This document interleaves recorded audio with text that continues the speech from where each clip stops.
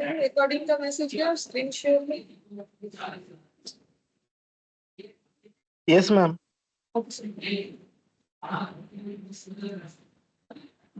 उसको देखो लास्ट दिन हम लोग होंगे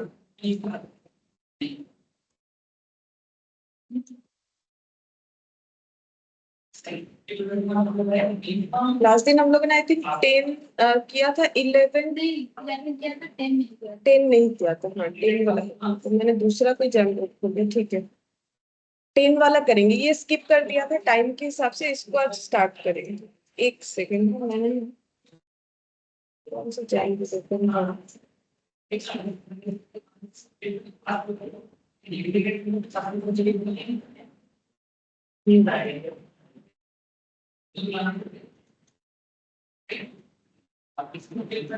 लास्ट तो उसके बाद में अच्छा छोड़ पता नहीं, मुझे याद नहीं आ रहा कहाँ लिख दिया। ठीक है तो ये से करते हैं। तो 10th वाले में क्या बोला है यहाँ पर, mister Mohan gives you the following trial balance and some other information. ठीक है कैपिटल ये कहाँ पर जाता है, बैलेंस शीट के लाइबिलिटी साइड में। सेल्स कहाँ पर जाएगा, ट्रेडिंग में जाएगा। ठीक है परचेस ट्रेडिंग में जाएगा। ओपनिंग इन्वेंट्री ट्रेडिंग में जाएगा। फ्रेट इनवर्ट बोलो कहाँ जाएगा, ट्रेडिंग में। ठीक है अच्छा सैलरी पीएल में जाएगा। अदर एडमिनिस्ट्रेशन एक्सपेंसेस पीएल में जाएगा। फर्नीचर बैलेंस शीट में। ठीक है ट्रेड रिसीवेबल ट्रेड पेबल मतलब एसेट और लाइबिलिटी बैलेंस शीट में जाएगा। ठीक है अच्छा फिर रिटर्न है। अब बताओ रिटर्न कौन सा किधर जाएगा,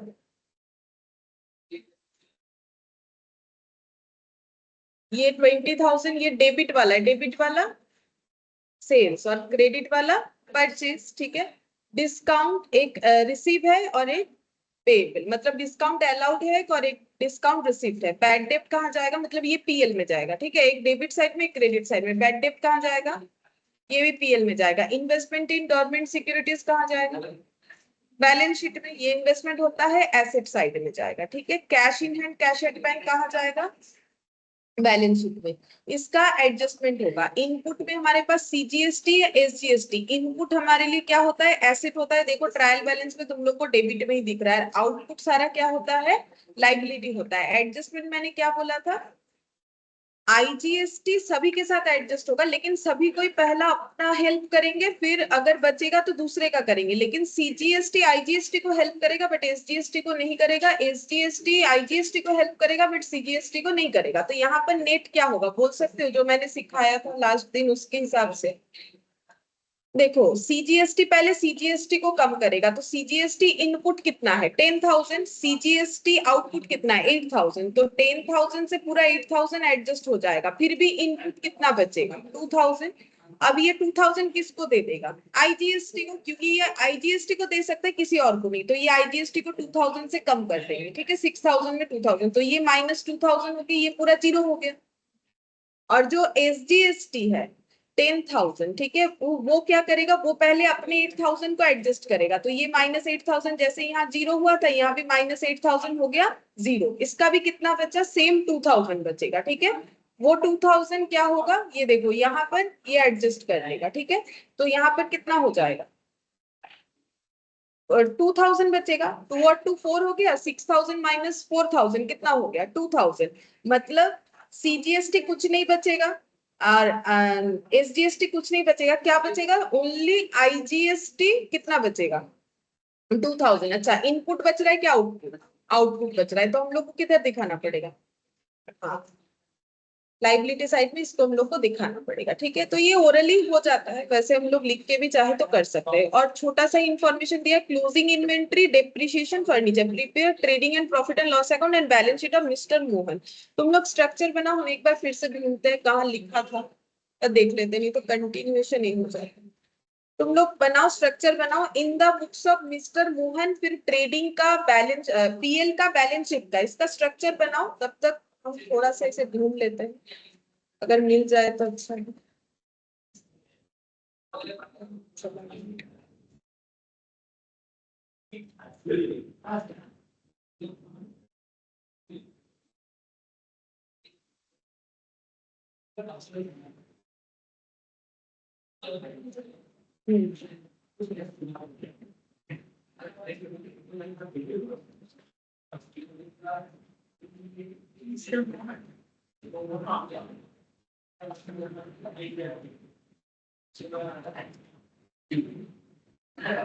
Illustration 10.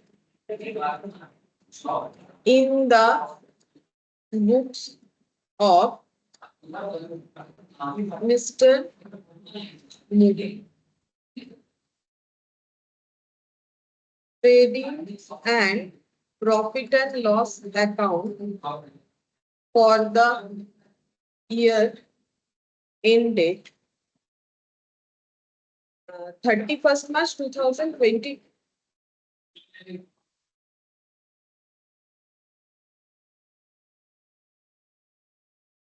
ट्रेडिंग के लिए लगा रखो पीएल और बैलेंस शीट।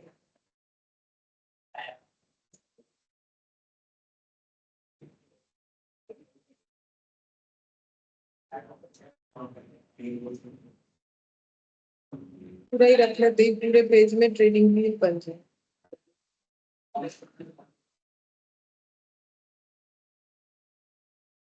ट्रेडिंग पीएल और पीछे बना लेते हैं बैलेंस शीट। हाँ बन जाएगा इसमें, और पीछे balance sheet as on 31st of March 2020.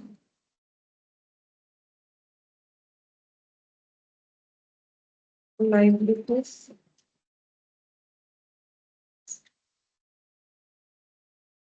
ठीक है, देखिए सबसे पहले बोला है कैपिटल। कैपिटल कहाँ जाएगा? बैलेंस शीट में जाएगा 6,50,000। तो लिखो कैपिटल, इनर कॉलम में लिखो हमेशा, क्योंकि इसमें एडजस्टमेंट कुछ ना कुछ जरूर होगा।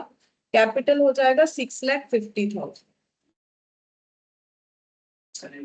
इसके बाद सेल्स। अच्छा नीचे ना देख लेते एक बार एडजस्टमेंट था क्या? सिर्फ क्लोजिंग इन्वेंट्री था, दो जगह पे जाएगा, और डिप्रिशिएशन था, ये भी दो, बाकी और कुछ है नहीं। चलो फिर सेल्स लिख लो डायरेक्टली, लेकिन सेल्स को इनर कॉलम में लिखना क्योंकि रिटर्न था। ठीक है, तो बाई सेल्स 9,70,000। 9,70,000 इनर कॉलम में लिखना पड़ेगा। परचेज 4,30,000, तो टू परचेज 4,30,000, ये भी इनर कॉलम में लिखो। ऊपर थोड़ा जगह रख देते हैं, मुझे पता नहीं ओपनिंग स्टॉक था क्या, मुझे ध्यान नहीं आ रहा है ओपनिंग स्टॉक था चलो ना, तो एक लिख टू परचेज, नीचे लिख रहे हैं टू परचेज 4,30,000। इसके बाद है देखो ओपनिंग इन्वेंट्री 1,10,000। हाँ है, ऊपर लिख दो टू ओपनिंग इन्वेंट्री।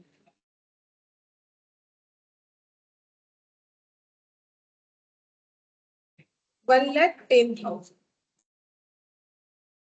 अच्छा, इसके बाद है देखो फ्रेट इनवर्ट्स, तो ये चला जाएगा ट्रेडिंग में। फ्रेट इनवर्ट्स 40,000 लिखो, टू फ्रेट इनवर्ट 40,000। अच्छा, फ्रेट इनवर्ट के बाद सैलरी 2,10,000, तो सैलरीज हो जाएगा पीएल में जाएगा, तो थोड़ा जगह रख दो, किसी डीपी वगैरह कैलकुलेट करना पड़ेगा, तो यहाँ पर लिख दो टू सैलरीज, यहाँ पर 2,10,000। अच्छा, इसके बाद other administration expenses 1,50,000। To other admin expenses, ऐसे शॉर्ट में लिख दिया मैंने, 1,50,000। अच्छा, इसके बाद फर्नीचर। फर्नीचर कहाँ लिखेंगे? बैलेंस शीट में फर्नीचर पे डिप्रिशिएशन था, तो इनर कॉलम में लिखना पड़ेगा 3,50,000। फर्नीचर 3,50,000। अच्छा, फिर ट्रेड रिसीवेबल ट्रेड पेबल लिखो। ट्रेड रिसीवेबल एसेट मतलब इधर यहाँ लिखना है, ट्रेड रिसीवेबल ट्रेड पेबल, और अमाउंट है 210 और 1,90,000। रिसीवेबल है 210 और पेबल है 1,90,000।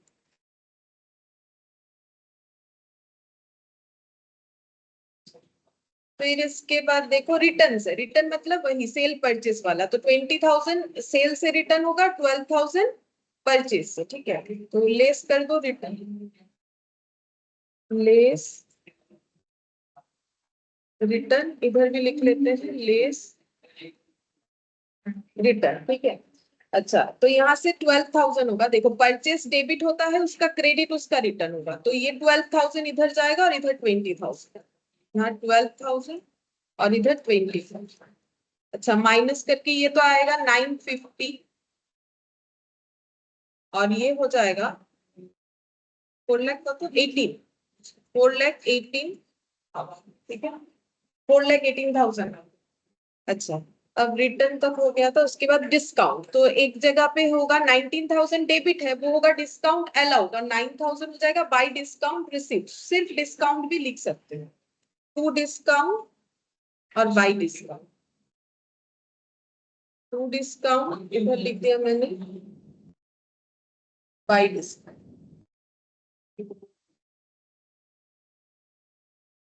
अच्छा, टू वाला है हम लोग का 19 और इधर है 9, 19 और 9, ठीक है। Good evening friends. बैड डेप्ट है 5,000, ठीक है। यहाँ पर लिखो, कहाँ लिखेंगे, इधर। टू बैड डेप्ट कितना हो जाएगा, 5,000, ठीक है। अच्छा, इसके बाद है इन्वेस्टमेंट इन गवर्नमेंट सिक्योरिटीज, तो ये हम लोग को कहाँ लिखना है, बैलेंस शीट में लिखना है, एसेट साइड में लिखो। तो ये इधर लिखना पड़ेगा, ठीक है। ये फर्नीचर और इसके बीच में इन्वेस्टमेंट आता है, मतलब करेंट एसेट और फिक्स्ड एसेट के बीच में आता है, ठीक है। तो इन्वेस्टमेंट, इन्वेस्टमेंट इन सिक्योरिटी। अच्छा, ये वैल्यू है 1 लाख। नेक्स्ट देखो, यहाँ पर cash in hand cash at bank एक साथ दिया है, cash in hand and cash at bank 1,89,000, 1,89,000 लिखना है जैसे दिया, cash in hand and cash at.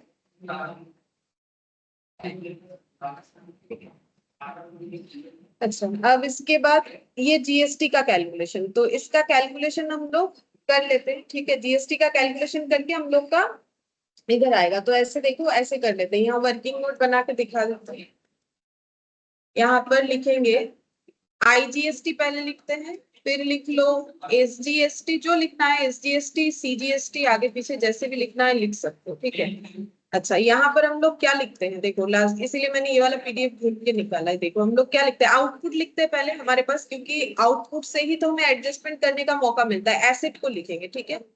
तो आउटपुट हम लोग के पास क्या है, आउटपुट में हम लोग के पास तीनों चीजें है, ठीक है। सीजीएसटी है 8,000, एसजीएसटी है 8,000, ये दोनों 8,8 है, 8,8, ठीक है। और आउटपुट आईजीएसटी कितना है, 6,000, ठीक है।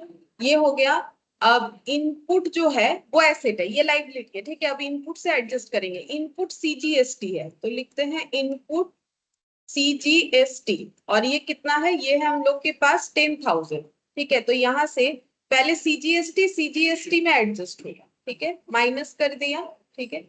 अब बचेगा कितना, माइनस, कितना बचेगा, 2,000, ठीक है। अब ये जो एक्स्ट्रा है ये फिर किसे दे सकता है, आईजीएसटी को दे सकता है, ठीक है। अच्छा, पहले सब लिख लेते हैं, इनपुट सीजीएसटी लिख लिया, अब इसमें लिख लेते हैं इनपुट एसजीएसटी। इनपुट एसजीएसटी भी सेम अमाउंट है, देखो 10,000 है, ठीक है। तो वो भी यहाँ से एडजस्ट कर देंगे, ये देखो,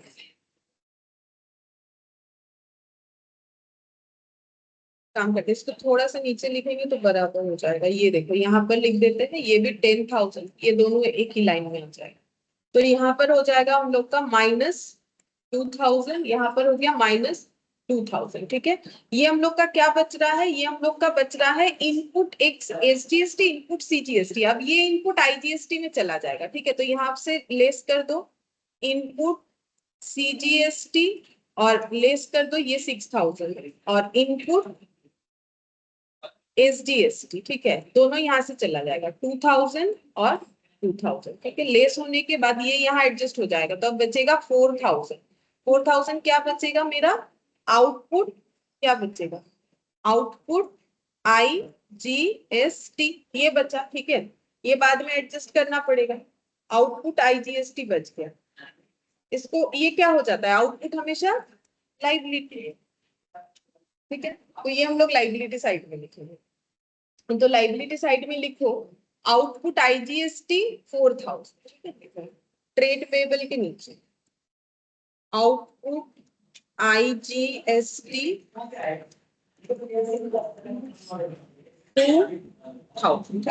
कैसे भी एडजस्ट करके दिखा सकते हो, ऐसे टेबल बनाना है ऐसा बात नहीं है, तुम लोग लिख के भी कर सकते हो कि ये इसके साथ एडजस्ट होगा तो इतना बचेगा। हो गया। अब क्लोजिंग इन्वेंट्री ये दो जगह पे जाएगा, एक हो जाएगा ट्रेडिंग में बाय क्लोजिंग स्टॉक बोल के, या फिर closing inventory by closing stock 180, और एक बार चला जाएगा बैलेंस शीट में क्लोजिंग स्टॉक बोल के 180। अच्छा बैलेंस शीट में कहाँ लिखे, ट्रेड रिसीवेबल के नीचे लिखना चाहिए, ठीक है। तो यहाँ लिख देते क्लोजिंग स्टॉक 1,80,000, ठीक है। अच्छा और नीचे है फर्नीचर पे डिप्रिशिएशन, तो डिप्रिशिएशन एक बार यहाँ फर्नीचर से ले सकते, कितना परसेंट है 10% पर एनम, तो फिर 3,50,000 पे कितना होगा 35,000, हाँ 35,000 होगा। तो कितना आ जाएगा 3,50,000 minus 35,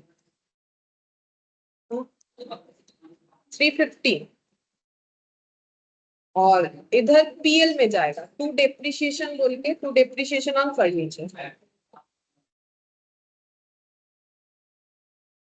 to depreciation on furniture कितना आएगा 35,000। हो गया। बस अब तुम लोग को कैलकुलेट करना है, GP निकालना है, फिर इसके बाद PL। तो यहाँ पर total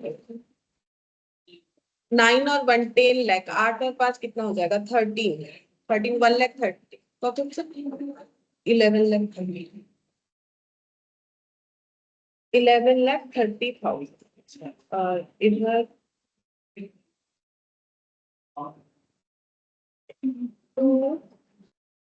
gross profit transfer to PL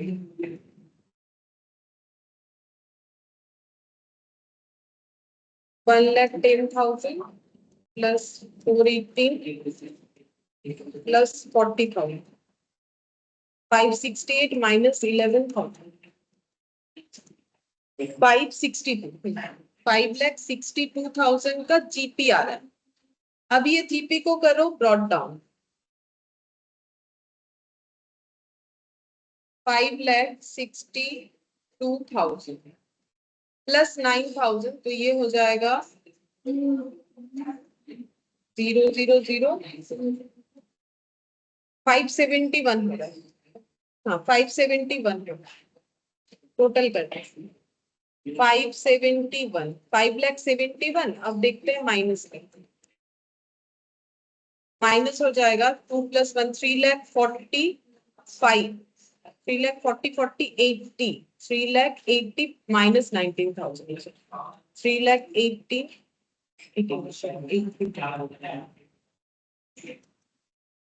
minus 9, 1,72। नहीं गलत आया मेरा,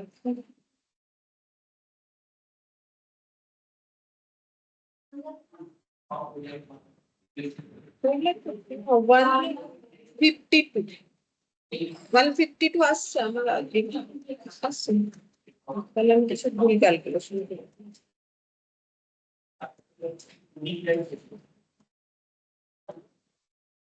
152 নেট पर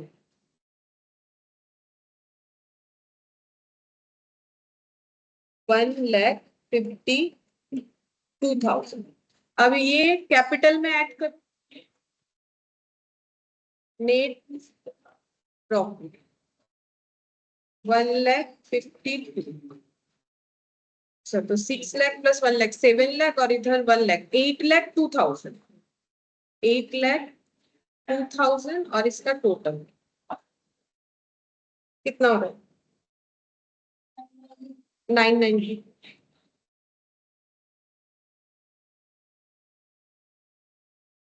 इधर भी उतना ही होना चाहिए। देख लो दोनों साइड से। 3,50,000 प्लस 2, 3, 4, 4,90,000, 4,90,000 प्लस 180, 9,94,000। ऐसा कुछ था नहीं इसमें उतना ज्यादा एडजस्टमेंट। हाँ, अब 12 वाले में हमें कुछ थोड़ा अच्छा एडजस्टमेंट मिलेगा, अभी तक वैसा कुछ खास एडजस्टमेंट है नहीं। भाई जीएसटी का देख सकते हो, बेसिकली जीएसटी का इसमें प्रैक्टिस है, इसमें कुछ है नहीं। अच्छा, इसके बाद 11 वाला हो गया था हम लोग का लास्ट दिन ही, 12 वाला करेंगे। देखो 12 वाले क्वेश्चन में क्या बोला, बोल रहा है the following is the schedule of balances as on 31 March 2022 extracted from the books of Shri Gavaskar who carries on business under the same name and style of messrs Gavaskar Vishwanath and company at Mumbai. अच्छा, तो बोला है कैश इन हैंड कहाँ जाएगा, balance sheet, cash at bank balance sheet, sundry debtor balance sheet, ठीक है, stock 1 तारीख वाला है तो फिर trading, furniture fixture balance sheet, ठीक है, फिर office equipment balance sheet, building balance sheet, motor car balance sheet.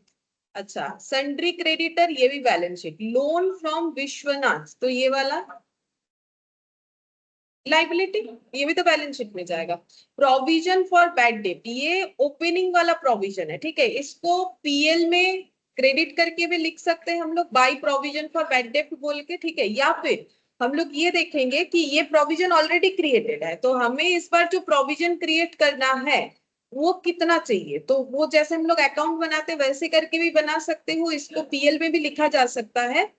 मैंने 2 तरीके से तुम लोग को स्टार्टिंग में एडजस्टमेंट में ये वाला चीज बताया, ठीक है, अभी फिर से बता देंगे कैसे कर सकते हो।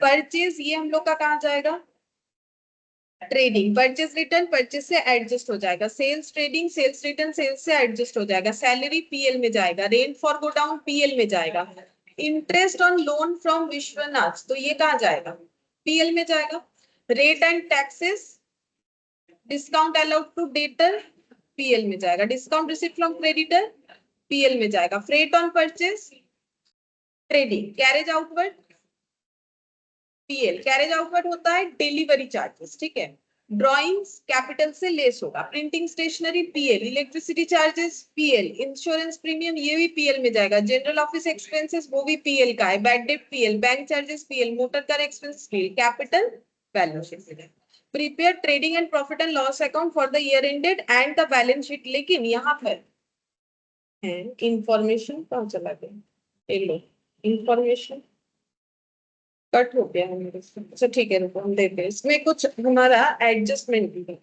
1 मिनट वो मेरे से डिलीट हो गया, एक सेकंड, काफी सारे इसमें एडजस्टमेंट।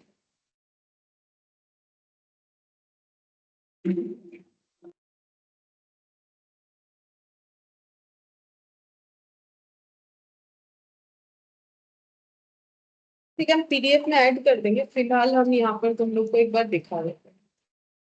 एक सेकेंड ना, थोड़ा सा हम स्क्रीन शेयरिंग एक बार ऑफ करेंगे, 1 मिनट। একটা কোয়েশ্চেন আধা আধুরা নেওয়া হয়ে গেছে।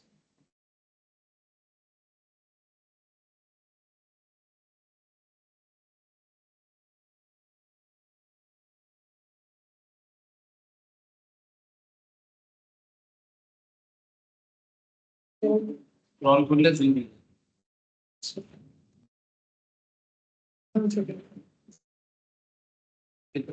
যদি টেপ চলবে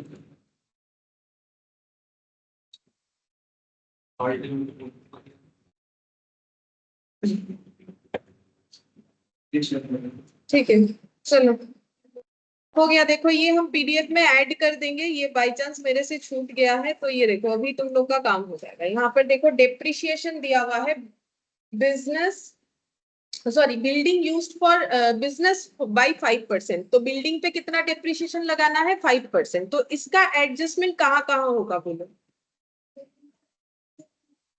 हाँ, बिल्डिंग से माइनस करना पड़ेगा और पीएल में डेप्रिसिएशन को चार्ज करना पड़ेगा। ठीक है, सेम चीज फर्नीचर के लिए भी होगा, फर्नीचर एंड फिक्सचर बाय 10%। ठीक है, तो उसमें भी वैसे ही होगा, फर्नीचर फिक्सचर से लेस होगा और जो है पीएल में जाएगा। One steel table purchase during the year for 14,000 was sold for same price but the sale proceeds were wrongly credited to sales account. मतलब ये हो गया है गलत ट्रांजैक्शन से एंट्री। तो इसका क्या रेक्टिफिकेशन होगा, इसका रेक्टिफिकेशन करना पड़ेगा। बोलो क्या रेक्टिफिकेशन हो।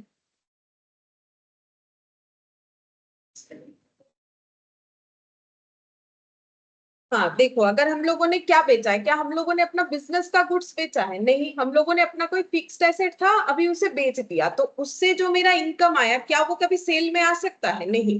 तो पहला बात है, सेल मेरा इस वजह से ज्यादा दिख रहा है कि कम दिख रहा है? ज्यादा। तो मुझे सेल से लेस करना पड़ेगा। नॉर्मली इसका एंट्री क्या होना चाहिए? बोले इसका सही एंट्री क्या होना चाहिए? अगर बेचा है तो कैश अकाउंट डेबिट, ठीक है, और टू क्या हो जाएगा, स्टील टेबल। ठीक है, यहाँ पर और कुछ प्रॉफिट नहीं हुआ है क्योंकि देखो 14,000 का चीज है जो कि 14,000 में बिका है। अगर प्रॉफिट होता तो टू पीएल, लॉस होता तो मतलब पीएल डेबिट या पीएल क्रेडिट करते। अब इन्होंने गलती क्या कर दिया, इसकी जगह पे इन्होंने कर दिया है cash to sale. Cash to sales, तभी तो बोल रहे हैं ना, सेल्स में क्रेडिट होने का मतलब क्या हो गया, कैश टू सेल्स कर दिया है।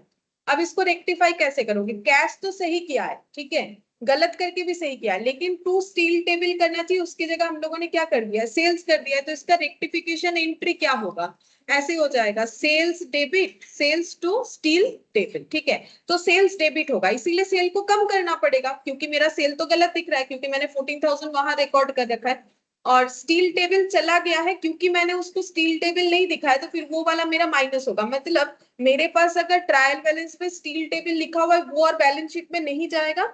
अदरवाइज अगर मेरे पास ऑफिस इक्विपमेंट ऐसा कुछ लिखा हुआ है वहां से मुझे वो वैल्यू को क्या करना पड़ेगा, माइनस। शायद स्टील टेबल बोल के पर्टिकुलरली कोई नाम हमारे पास नहीं था, देखेंगे कहाँ से एडजस्ट करना पड़ेगा। ठीक है, अच्छा फिर बोला है ऑफिस इक्विपमेंट बाय 15% डेप्रिसिएशन लगेगा।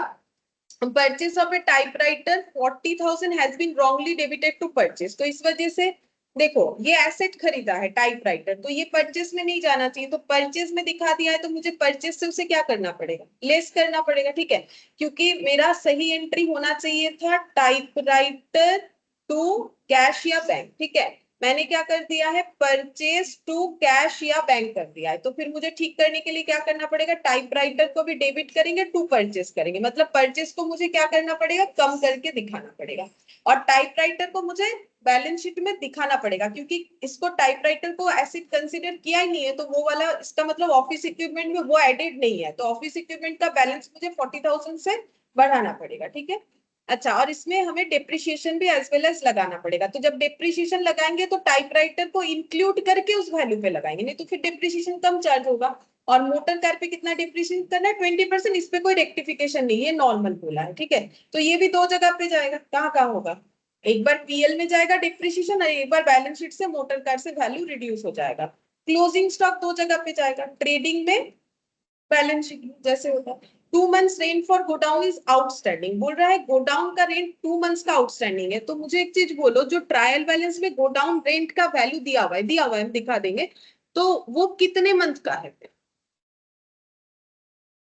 10 months का होगा क्योंकि 2 months का बाकी है, तो वहां से हम लोग पर मंथ का निकाल सकते हैं। अगर मेरे पास 10 month का है तो वहां से पर मंथ का निकालेंगे, फिर वहां से 2 months का भी निकाल लेंगे और पता कर लेंगे कितना आउटस्टैंडिंग है। तो आउटस्टैंडिंग रेंट कहाँ जाएगा, एक बार तो मेरे पीएल में जाएगा क्योंकि मुझे तो 12 months का दिखाना है, और बैलेंस शीट में करेंट लाइबिलिटी में दिखाना पड़ेगा outstanding rent. Interest on loan from Vishwanath is payable eight 12% per annum. तो लोन के अमाउंट पे ना 12% देखेंगे, और बोल रहे लोन लिया गया है 1/5/2021 को, तो ये ईयर कब एंड हो रहा है, 31 March 2022 को होगा। ठीक है, तो मुझे बोलो अगर लोन इस डेट पे लिया गया है तो कितने मंथ का इस ईयर में इंटरेस्ट चार्ज होगा? मतलब मई जून जुलाई अगस्त सितंबर अक्टूबर नवंबर दिसंबर जैन फेब मार्च, 11 months का। 11 month का हमें मतलब लोन अमाउंट जो भी है अभी याद नहीं आ रहा है कितना है, इंटू 12% इंटू 11/12। ठीक है, इतने दिन का मुझे लोन का इंटरेस्ट कैलकुलेट करना पड़ेगा। लेकिन मेरे क्वेश्चन में ना लोन का इंटरेस्ट भी दिया हुआ था। ठीक है, तो एक बार देखो लोन का अमाउंट कितना था, देखो लोन का अमाउंट था, रुको दिखाते हैं, ये रहा, ये 27,000 इन्होंने इंटरेस्ट कैलकुलेट कर रखा है। अब जो ट्रायल बैलेंस में दिया हुआ इसका मतलब बोल सकते हो क्या है, ये पेड है, ठीक है। ये वाला हमारा पेमेंट ऑलरेडी हो चुका है। अब हमारा पेमेंट होना कितना चाहिए देखते हैं। लोन कितना था, 3 लाख। 3 लाख पे तुम लोग कैलकुलेट करो। 3 लाख पे 12% करके 11/12 मंथ्स का देखो कितना होता है। 33,000। 12 कैंसिल आउट हो जाएगा, 133। पे कितना हुआ है, 27। होना कितना चाहिए, 33। तो फिर आउटस्टैंडिंग कितना हुआ, जो नहीं, हाँ तो जितना होगा वो मेरा क्या हो गया, आउटस्टैंडिंग। तो इसका एडजस्टमेंट कैसे होगा, पीएल में हम लोग लोन का इंटरेस्ट में आउटस्टैंडिंग 6,000 दिखाएंगे, एज वेल एज ये 6,000 कहाँ पर दिखाएंगे, बैलेंस शीट में करेंट लाइबिलिटी में, ठीक है। ये वाला भी हो गया। अच्छा अब नेक्स्ट देखो यहाँ पर क्या बोल रहा है। ये वाला provision for doubtful debt 5% maintain करना है डेटर पे। तो हम लोग डेटर पे वो चेक करेंगे 5% होने से कितना होता है। तो एक बार पीएल में चार्ज होगा और एक बार डेटर से लेस होगा। Insurance premium 40,000 paid towards proprietors life insurance policy. तो इसका क्या करना है, बोल रहा है प्रोप्राइटर मतलब क्या, जो बिजनेस कर रहा है, ठीक है, उनका खुद का जो लाइफ इंश्योरेंस मतलब जो एलआईसी वगैरह होता है उसके लिए 40,000 उन्होंने पे किया है इंश्योरेंस का, तो वो क्या हो जाएगा, ड्राइंग्स। पर्सनल खर्चा बिजनेस में नहीं दिखा सकते, तो ये फिर कहाँ दिखाना पड़ेगा, कैपिटल में इसको एडजस्ट करना पड़ेगा, ठीक है। And balance of the insurance, अच्छा इंश्योरेंस का हमें खर्चा देखना पड़ेगा कितना है, शायद यहाँ पर टोटल कुछ बताया होगा। इंश्योरेंस प्रीमियम ये देखो 55,000, इसमें से 40,000 माइनस कर देंगे। 15,000 बिजनेस का है और 40,000 इनकी पर्सनल जो है यूज के लिए है, तो वो कैपिटल में लेस हो जाएगा ड्रॉइंग्स खोल के। अच्छा और बोल रहा है, अच्छा यहाँ सिर्फ डायरेक्ट वैसे करने से नहीं होगा, यहाँ और एक चीज भी दिया है। बोल रहा है कि ये जो इंश्योरेंस कवर है ना, प्रीमियम पे किया है, ये 1 अप्रैल 21 से लेके 30 जून 22 तक का पे किया हुआ है। लेकिन मेरा ईयर कब तक का है बोलो, 22 तक का, ठीक है। लेकिन इन्होंने कब तक का पे किया है, अप टू जून तक का। तो प्रीपेड हुआ है ना, है ना, प्रीपेड हुआ है। तो कितना प्रीपेड हुआ, मार्च के बाद से जो भी पेमेंट हुआ है, अप्रैल मई जून, 3 मंथ्स का क्या हो गया, प्रीपेड हो गया। तो प्रीपेड मुझे वहां से वो भी एडजस्ट करना पड़ेगा, तो प्रीपेड का भी एडजस्ट करना है, एज वेल एज वो ड्रॉइंग्स का भी मुझे एडजस्ट करना है। तो ठीक है, ये वाला पॉइंट हमें ध्यान से करना है, ठीक है। अच्छा ही है, बाकी सभी एडजस्टमेंट ठीक ठाक ही दिया है, ठीक है। मतलब करने लायक है, कुछ ज्यादा आसान नहीं, अब तक आसान आसान ही कर रहे थे हम लोग, ठीक है। चलो स्टार्ट करो, स्ट्रक्चर बना लो, ठीक है। जगह अभी ज्यादा रखो क्योंकि क्वेश्चन बड़ा है, जगह तो चाहिए होगी।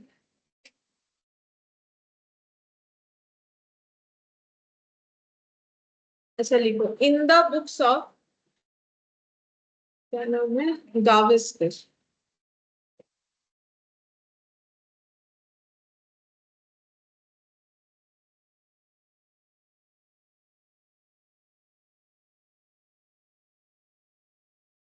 इलस्ट्रेशन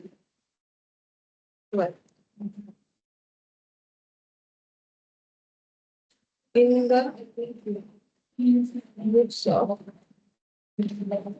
गावस्कर, ट्रेडिंग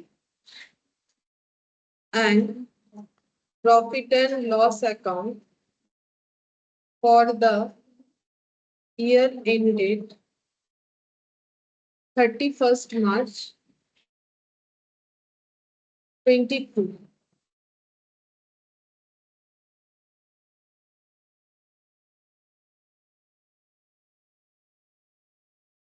ट्रेडिंग में ज्यादा जगह नहीं चाहिए, बट पीएल का काफी सारा डेटा, इतने में देखो आराम से ट्रेडिंग हो जाएगा, ठीक है। पीएल के लिए पीछे भी हम थोड़ा जगह रखें, ठीक है। इतने में नहीं होगा, पीछे भी मुझे जगह रखना पड़ेगा। तुम लोग भी पीएल का ज्यादा जगह रखो,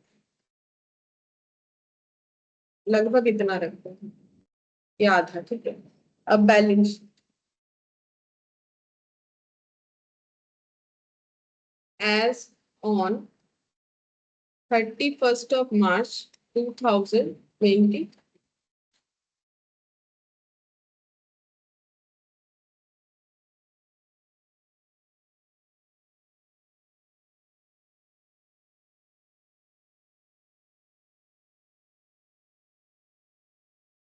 बैलेंस शीट में भी ज्यादा जगह चाहिए, हम थोड़ा ज्यादा ही जगह रख देते हैं। बाकी वर्किंग नोट के लिए भी जगह चाहिए होगा एडजस्टमेंट।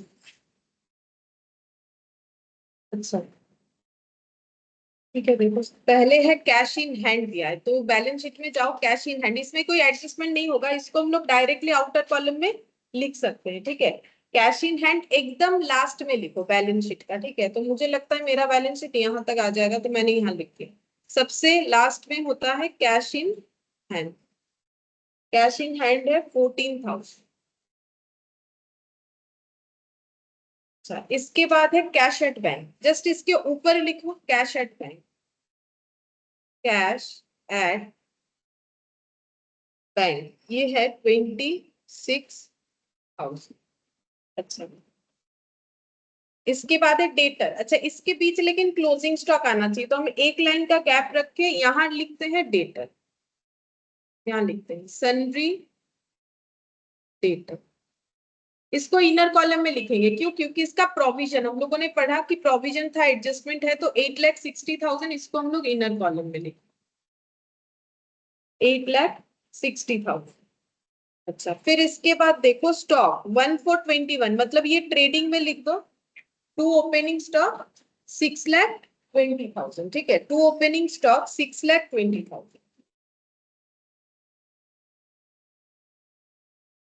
To opening stock 6,20,000। अच्छा, इसके बाद फर्नीचर फिक्सचर। फर्नीचर फिक्सचर में एडजस्टमेंट था, डेप्रिसिएशन था। ठीक है, तो इसमें भी हम लोग इनर कॉलम में लिखेंगे फर्नीचर फिक्सचर एसेट में। ठीक है, तो बिल्डिंग भी है, तो तुम लोग चाहो तो थोड़ा जगह रख के नीचे फर्नीचर फिक्सचर लिख सकते हो, हम एक लाइन जगह रखते हैं। ठीक है, अगर लिख दियो तो कोई बात नहीं। Furniture and fixture inner column में लिखो 2,14,000। इसमें ना हम लोग का वो स्टील टेबल वाला इसी में आ जाएगा। ठीक है, क्योंकि ऑफिस इक्विपमेंट में तो स्टील टेबल नहीं आएगा, स्टील टेबल फर्नीचर में आएगा। ठीक है, तो वो उसको यहाँ पर लिखेंगे, तो इसमें 2-3 लाइन जगह रखो, 3 लाइन चाहिए होगा। एक तो वो रेक्टिफिकेशन करने के लिए जगह चाहिए होगा, और दूसरा जो है, दूसरा बोलो डेप्रिशिएशन। ठीक है, अच्छा, तो उस हिसाब से यहाँ 3 लाइन रखो। ठीक है, फर्नीचर फिक्सचर। उसके बाद है ऑफिस इक्विपमेंट, तो ऑफिस इक्विपमेंट उसमें भी हमें 3 लाइन छोड़ना चाहिए। ठीक है, ऑफिस इक्विपमेंट में भी 3-3 एडजस्टमेंट होगा, तो यहाँ 3 लाइन यहाँ लिखते हैं ऑफिस इक्विपमेंट। ऑफिस इक्विपमेंट ये हम लोग का हो जाएगा वैल्यू 1,60,000। अच्छा, इसके बाद बिल्डिंग, ये देखो बिल्डिंग। बिल्डिंग के लिए एक ही लाइन रखने से होगा, सिर्फ डेप्रिसिएशन था 6 लाख। ठीक है, तो ऊपर लिखते हैं बिल्डिंग। अगर किसी का जगह नहीं है तो नीचे लिख दो, कोई बात नहीं। बिल्डिंग यहाँ पर हो जाएगा 6। ठीक है, अच्छा, फिर मोटर कार, इसमें भी डेप्रिसिएशन था, तो मोटर कार लिखो 2 लाख।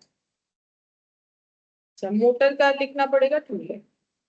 ऑफिस इक्विपमेंट में लगभग 3 लाइन के जैसा जगह रख दिया मैंने। मोटर कार ये हम लोग का है 2 लाख, इसमें सिर्फ डेप्रिसिएशन लगेगा, एक लाइन जगह काफी है। मोटर कार के बाद है सन्ड्री क्रेडिटर, तो ये लाइबिलिटी साइड में जाएगा सन्ड्री क्रेडिटर। तो सन्ड्री क्रेडिटर हम इधर लिख रहे हैं, डेटर के जस्ट ऑपोजिट में लिख रहे हैं। ठीक है, सन्ड्री क्रेडिटर 4,30,000। सन्ड्री क्रेडिटर है 4,30,000, आउटर में लिख दिया, इसका कोई भी एडजस्टमेंट नहीं। अच्छा, सन्ड्री क्रेडिटर के बाद लोन फ्रॉम विश्वनाथ, तो ये हम लोग का कहां पर जाएगा? क्रेडिटर के ऊपर लिख दो लोन फ्रॉम विश्वनाथ 3 लाख। ठीक है, इधर लोन फ्रॉम विश्वनाथ।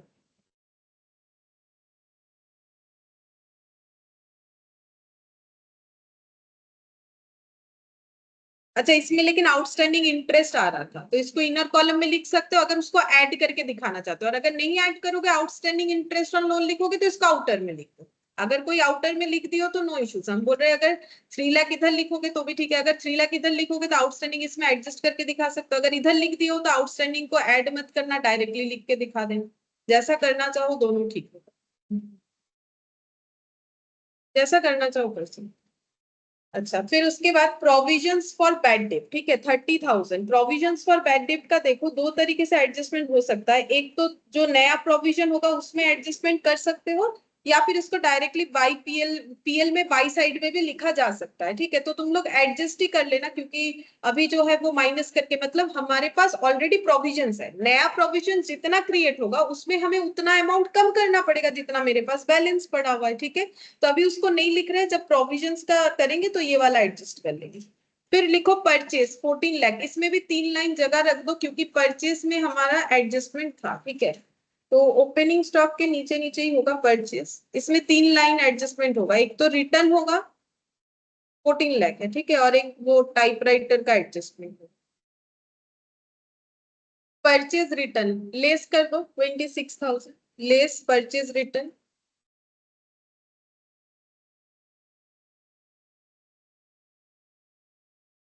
26,000।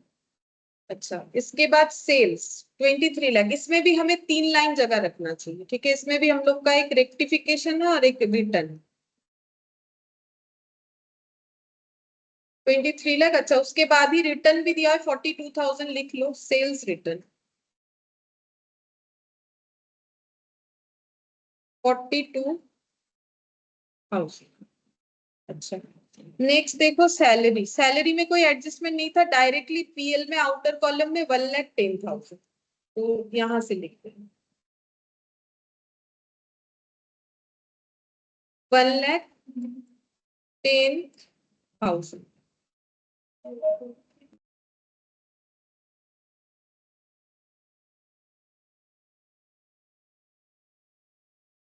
सैलरी के बाद है रेंट फॉर गोडाउन, इसमें एडजस्टमेंट है, इसको इनर कॉलम में लिखो 55,000, ठीक है। टू रेंट, सिर्फ रेंट लिख रहा है, फॉर गोडाउन नहीं लिख रहा है, ज्यादा जगह फिर चाहिए। 55,000, इसमें एक लाइन जगह रख दो एडजस्टमेंट के लिए नीचे।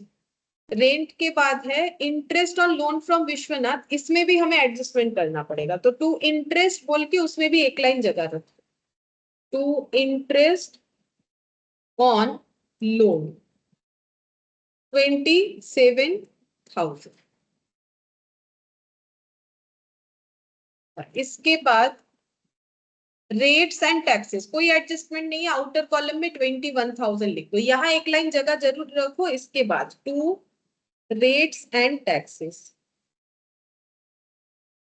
आउटर कॉलम में हो जाएगा 21,000। फिर इसके बाद डिस्काउंट अलाउड टू डेटर, ये भी डायरेक्ट आउटर कॉलम में लिखो, to discount allowed 24,000, to discount allowed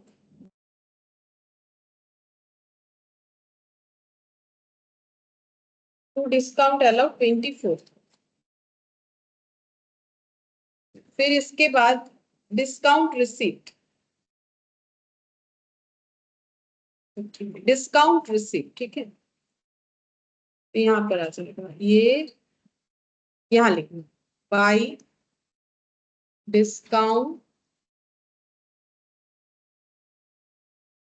receipt, ठीक है। डिस्काउंट रिसीप्ट है 16,000, आउटर कॉलम में 16,000। अच्छा, उसके बाद फ्रेट, ये ट्रेडिंग में जाएगा 12,000, टू फ्रेट ऑन परचेस 12,000। तो परचेस के नीचे नीचे मत लिख दो, यहाँ और एक लाइन एडजस्टमेंट होगा, थोड़ा जगह रख के लिखो, नहीं तो एडजस्टमेंट नहीं लिख पाओगे। To freight on purchase 12,000। अच्छा, इसके बाद था कैरेज आउटवर्ड, तो ये पीएल में लिखो डायरेक्टली, आउटर में 20,000, टू कैरेज आउटवर्ड 20,000,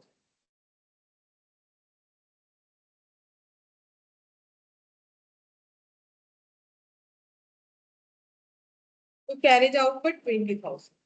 अच्छा, फिर इसके बाद है ड्रॉइंग्स 1,20,000, तो ये कैपिटल से लेस होगा, मतलब बैलेंस शीट में कैपिटल तो अभी लिखा नहीं है, चलो कोई बात नहीं, कैपिटल नेट प्रॉफिट एक लाइन जगह रख के ड्रॉइंग्स,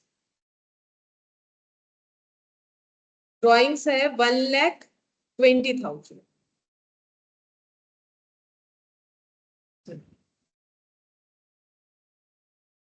नेक्स्ट है हम लोग का प्रिंटिंग स्टेशनरी इलेक्ट्रिसिटी, ये दोनों आउटर में लिख दो डायरेक्टली 18 और 22, प्रिंटिंग स्टेशनरी और इलेक्ट्रिसिटी पीएल में लिख दो आउटर में।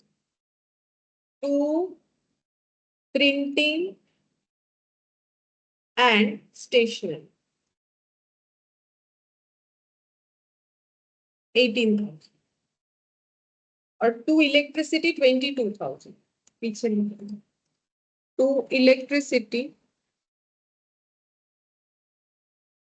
22,000।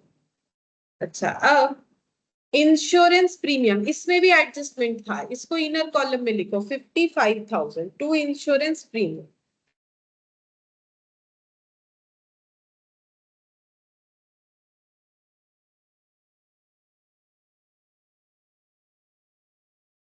To insurance premium 55,000।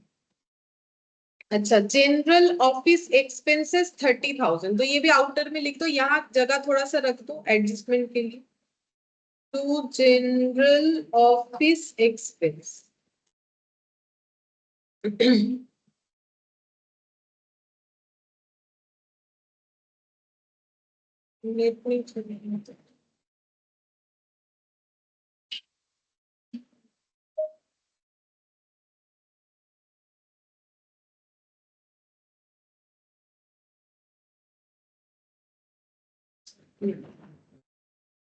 यहाँ पर कौन सा वाला लिख रहे थे? जनरल ऑफिस एक्सपेंसेस लिखा मैंने 30,000, नहीं लिखा है, अच्छा लिख लेते 30,000, ठीक है।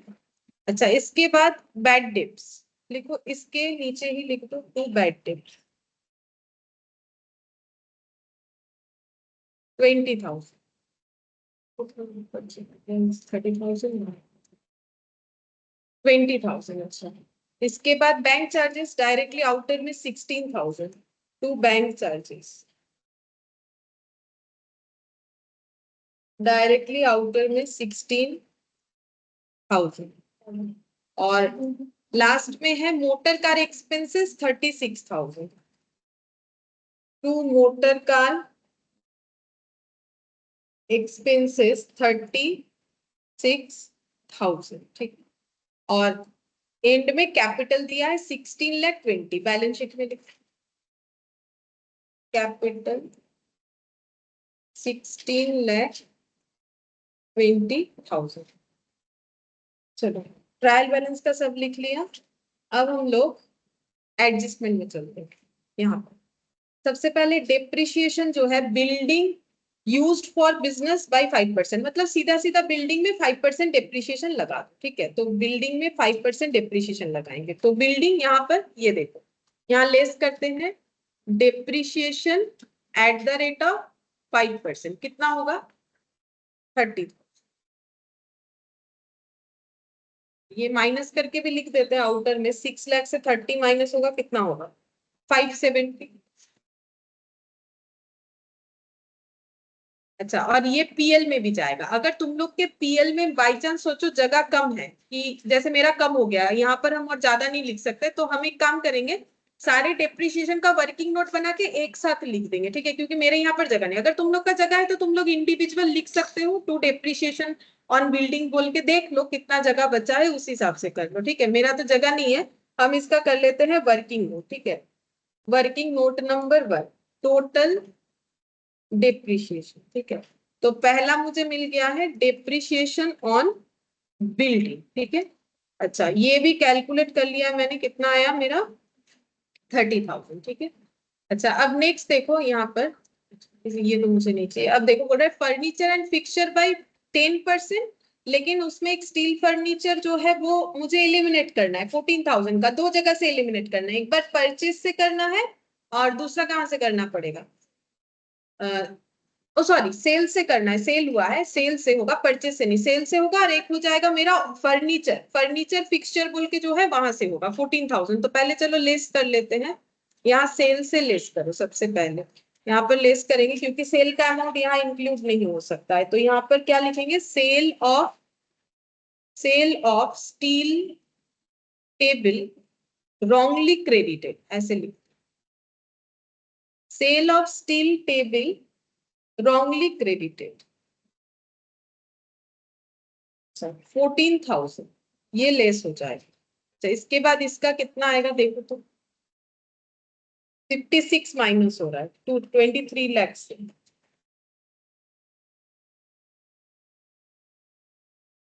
22,44,000 इतना आएगा।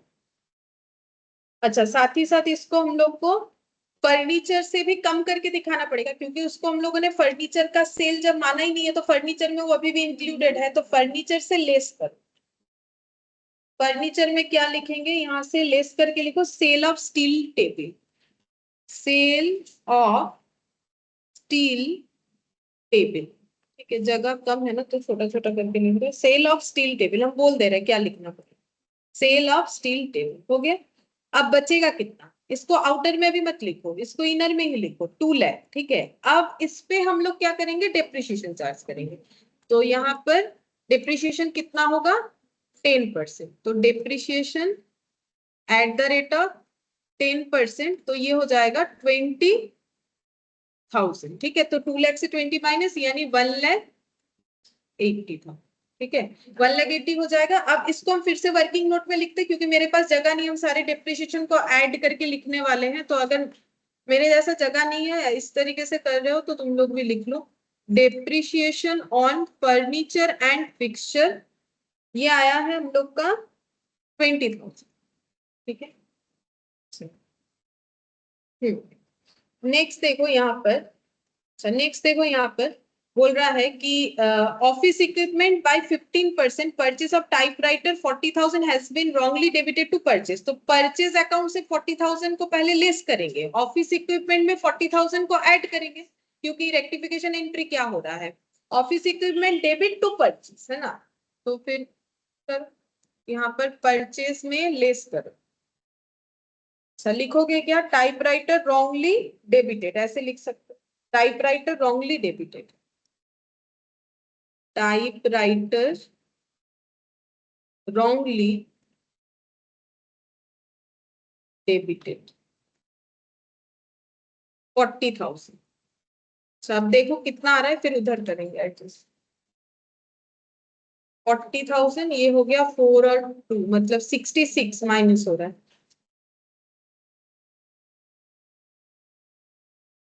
1330 की जो है 13,34।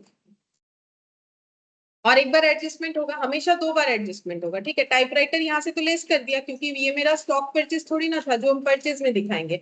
और ऑफिस इक्विपमेंट में एक नया इक्विपमेंट आया, तो उसमें ऐड करो टाइपराइटर बोल के, उसको माना नहीं इक्विपमेंट, तो टाइपराइटर यहाँ पर एड ऑन नहीं है ना, तो टाइपराइटर 40,000 से ऐड करो, फिर जो आएगा उसको इनर में ही लिखना पड़ेगा, इनर कॉलम में। तो अभी कितना हो जाएगा 2 लाख।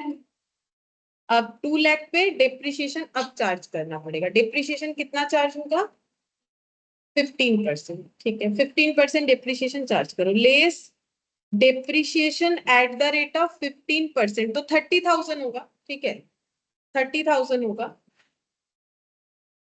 तो 2 लाख से 30,000 लेस हो जाएगा, तो कितना होगा 1,70,000। ठीक है, तो ये मेरा हो जाएगा 1,70,000। और इसके बाद ये टाइपराइटर का डेप्रिसिएशन भी यहाँ पर लिखते हैं। ठीक है, मेरे यहाँ पर वर्किंग है डेप्रिसिएशन ऑन टाइपराइटर, कितना आया 30। ठीक है, और कोई डेप्रिसिएशन मुझे नहीं दिख रहा है, कोई भी और डेप्रिसिएशन नहीं है, तो चलो ये सब ऐड। मोटर कार में भी है ना, हाँ हाँ, मोटर कार 20%, हाँ ये भी लगेगा, मोटर कार, मोटर कार पे 20% बोला था। ठीक है, इसमें तो कोई एडजस्टमेंट नहीं है, डायरेक्टली सिर्फ डेप्रिसिएशन लगाएंगे, depreciation at the rate of 20%, तो 2 लाख पे 20% कितना हो जाएगा 40,000। तो ये हो गया 2 लाख माइनस 40, 1,60,000। अच्छा, अब ये डेप्रिसिएशन भी यहाँ पर लिखेंगे हम और टोटल लगाएंगे, तो ये हो जा रहा है कितना हुआ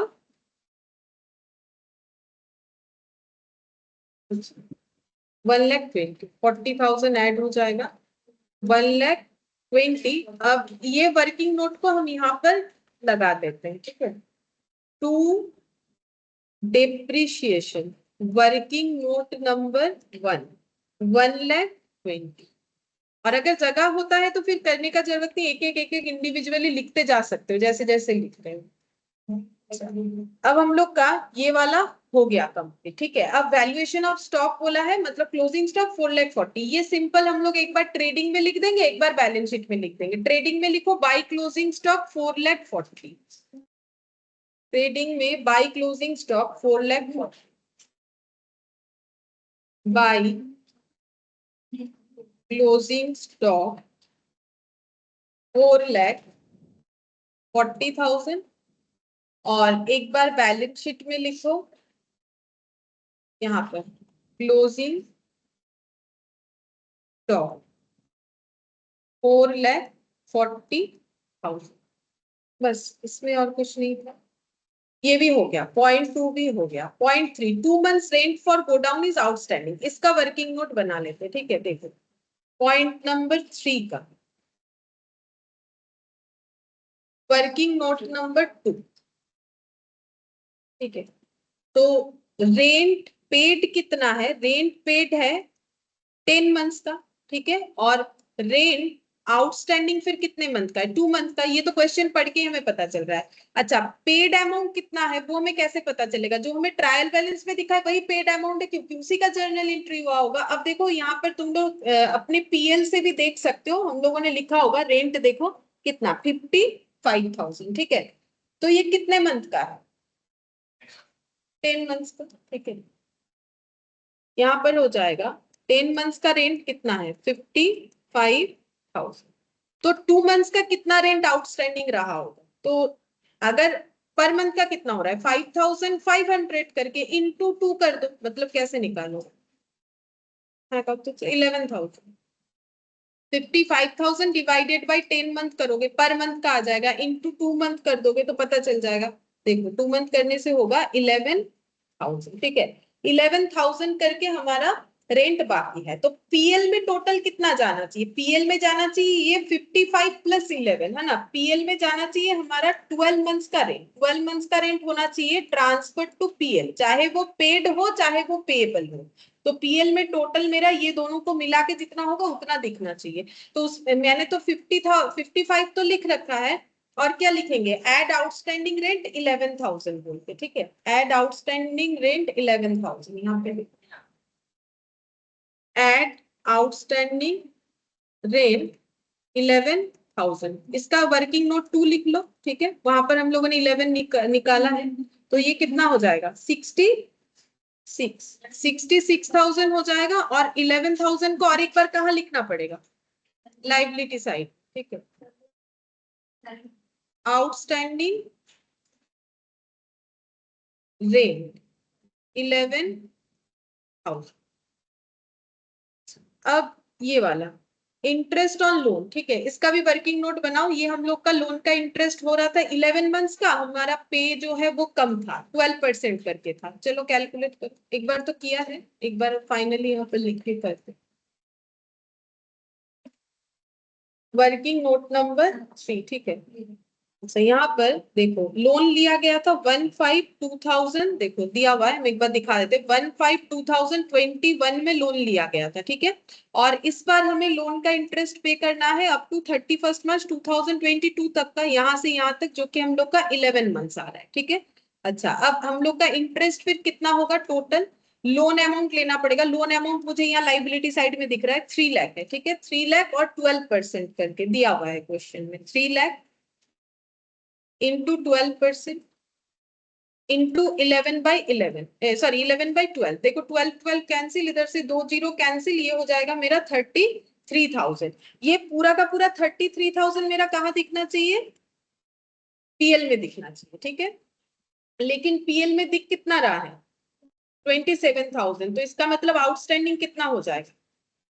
तो वो आउटस्टैंडिंग इंटरेस्ट ऑन लोन 6,000 लिख लो। ये पूरा पीएल में दिखना चाहिए क्योंकि ये ही पूरे साल का इंटरेस्ट है। लेकिन हम लोगों ने 27,000 दिखाया है क्योंकि उतना ही पेड है, तो बाकी आउटस्टैंडिंग बोल के दिखाएंगे। आउटस्टैंडिंग इंटरेस्ट ऑन लोन 6000, तो यहाँ पर आउटर में दिखेगा 33,000, और ये वाला भी हमें लिखना पड़ेगा आउटस्टैंडिंग इंटरेस्ट ऑन लोन बोल के, ठीक है। अब अगर ऐसे इसके नीचे लिखोगे जैसे मैंने इनर कॉलम में लिखा है तो इसमें ऐड करके लिख रहे हैं, तुम लोग अगर वैसे नहीं लिख रहे हो रेंट के नीचे लिख दो आउटस्टैंडिंग इंटरेस्ट बोल। ऐड करना नेसेसरी नहीं है, कर भी सकते हो नहीं भी कर सकते। तो ये हो जाएगा 3,06,000, ठीक है। ये हो गया हम लोग का आउटस्टैंडिंग रेंट अमाउंट लिखा है। अच्छा ठीक है, अब देखो प्रोविजन फॉर बैड डेट, हमें 5% प्रोविजन क्रिएट करना है सन्ड्री डेटर पे, ठीक है। तो चलो ये हम लोग बैलेंस शीट पे करके देख लेते हैं। सन्ड्री डेटर हम लोग का था शायद 8,60,000 और उस पर 5% क्रिएट करो यहाँ पर, less provisions at the rate of 5%, तो कितना हो जाएगा 8,60,000 का 5%, 43,000, ठीक है। तो ये प्रोविजंस क्रिएट करेंगे न्यूली प्रोविजंस, और ये माइनस करने से कितना आएगा 7 और 4 5 6 8,70,000, 8,70,000।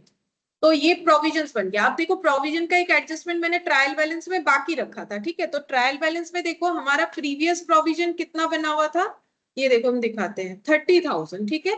करेंटली हम लोग को कितना प्रोविजन बनाना पड़ेगा 43,000, लेकिन मेरे पास पहले से ही कितना पड़ा हुआ है कितना 30,000, तो अभी मुझे फिर कितना बैलेंस डालना पड़ेगा पीएल से 13,000, ठीक है। तो वो तुम लोग यहाँ पर पीएल में एडजस्ट करके लिख सकते हो, ठीक है।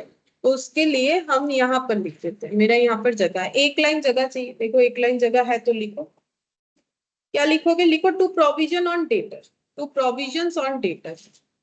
मेरा भी थोड़ा जगह कम हो गया,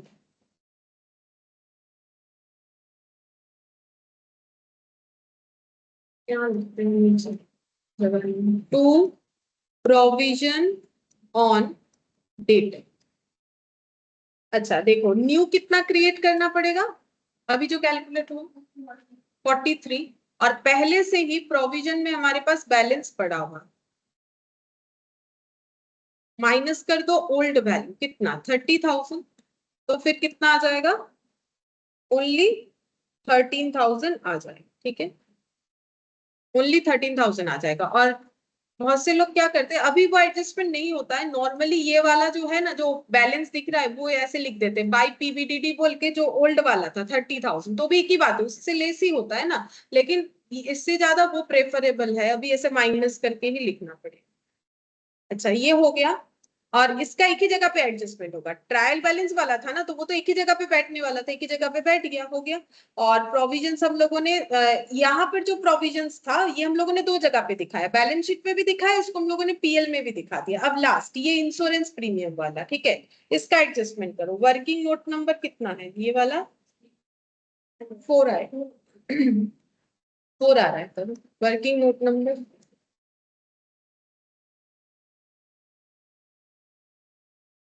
insurance premium in trial balance, trial balance में कितना दिया हुआ एक बार बताओ 55,000, ठीक है। यहाँ से लेस कर देते हैं जो पर्सनल वाला है उसका, तो यहाँ पर आएगा ही नहीं, तो पर्सनल प्रीमियम मतलब जो एलआईसी वाला है वो माइनस कर देते हैं। वो बोला था देखो यहाँ पर 40,000, तो वो तो वैसे भी मेरा ड्रॉइंग्स की तरह ट्रीट होगा, तो कितना हो गया 15,000।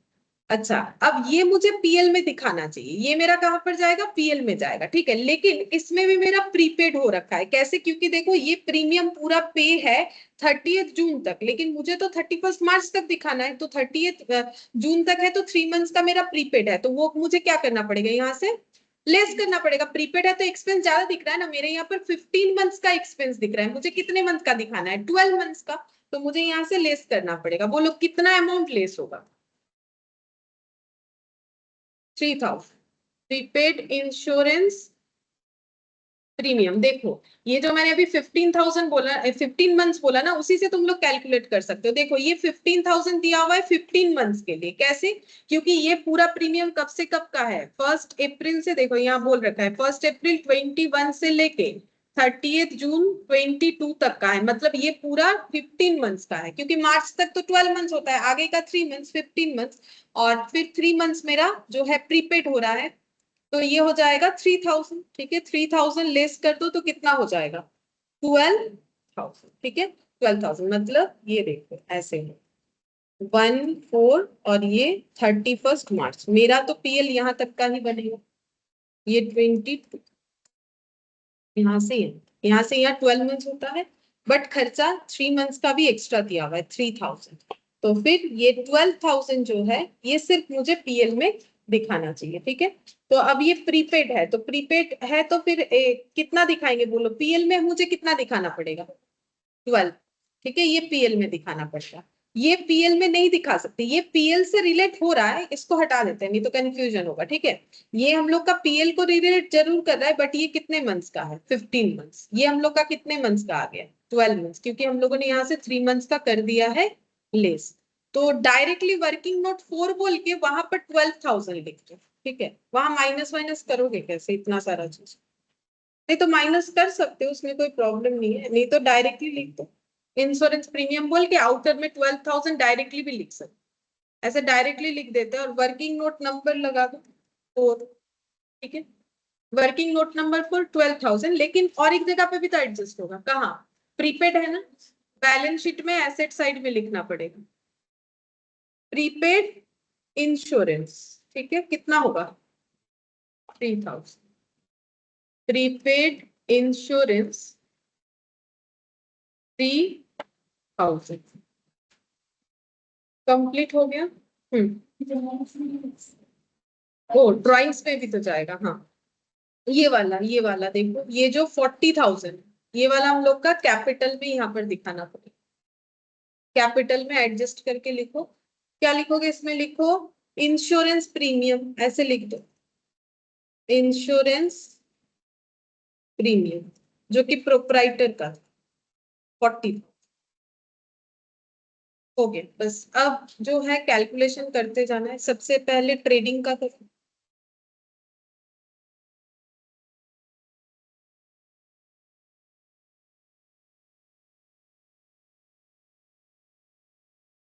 फोर्टी 26,84,000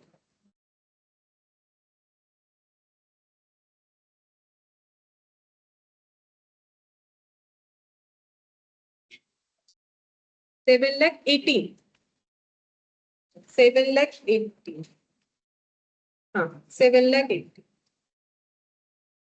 इसको ब्रॉड डाउन करना पड़ेगा।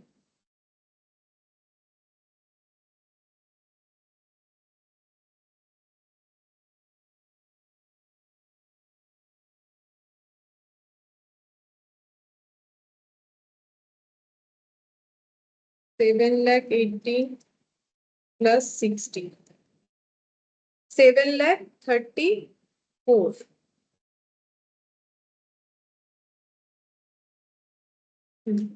इधर आएगा 7,34,000 आ रहा है टोटल।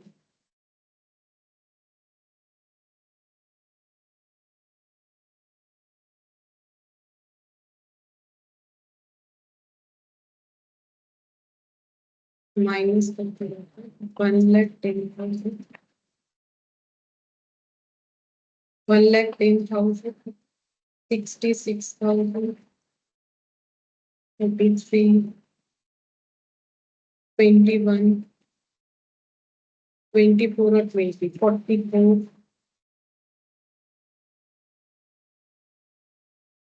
80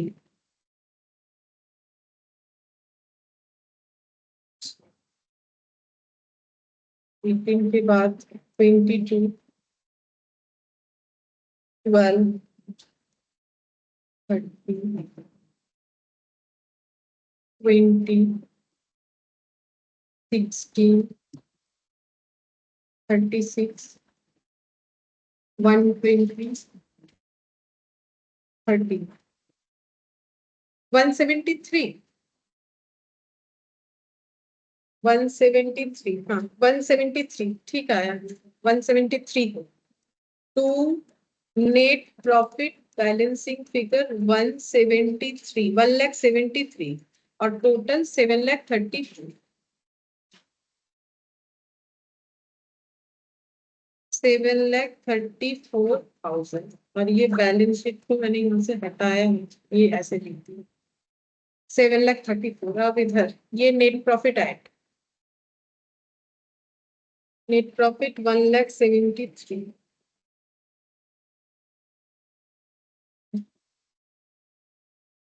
प्लस 16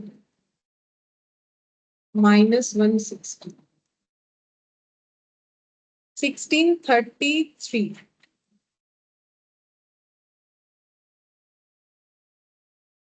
प्लस 3,06,000 प्लस 11,000 और एक है 4,30,000 ना रहा 2380, 2380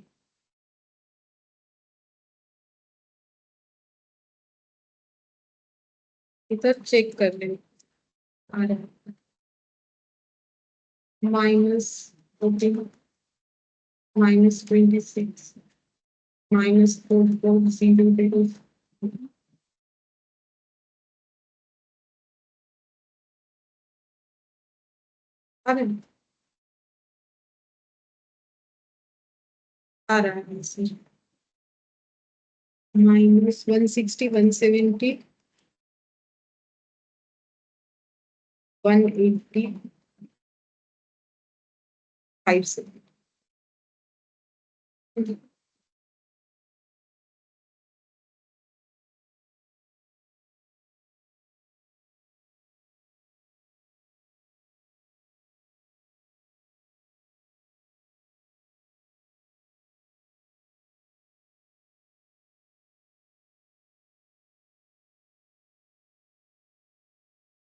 अच्छा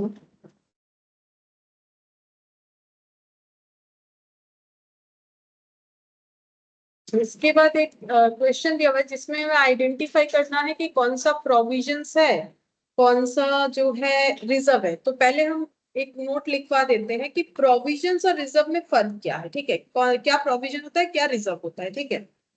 तो यहाँ पर लिखो तुम difference between provisions and reserve. अच्छा मुझे कोई बता सकते हो प्रोविजन और रिजर्व में फर्क क्या?